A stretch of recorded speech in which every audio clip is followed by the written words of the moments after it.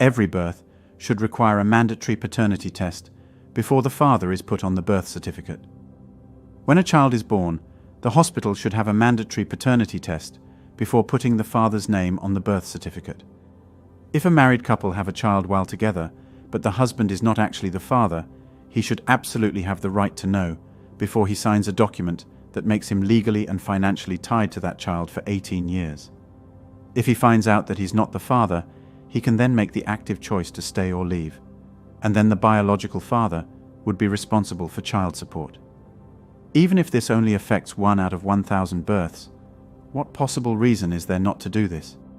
The only reason women should have for not wanting paternity tests would be that their partner doesn't trust them and are accusing them of infidelity. If it were mandatory, that reason goes out the window.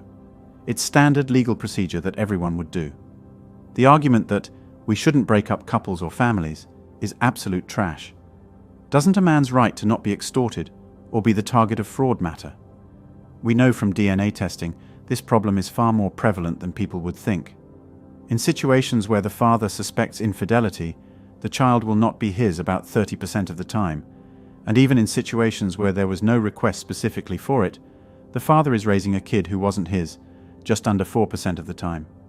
4% seems like not much, but that means in every class of 25 kids, one of the fathers is stuck in a psychological and financial prison, held in place by a malicious and manipulative harpy who cares nothing of his well-being, but only is using him to extract 20 years of resources from him.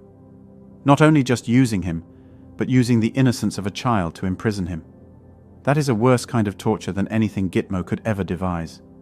The best part is once found out he discovers his partner, who he thought he could trust, was a vile beast society, and especially women, will tell him he should just continue to live this life of manipulated servitude for the good of the kid. Absolutely disgusting. Let's be honest, there is no reason to be against this. The cost is minuscule.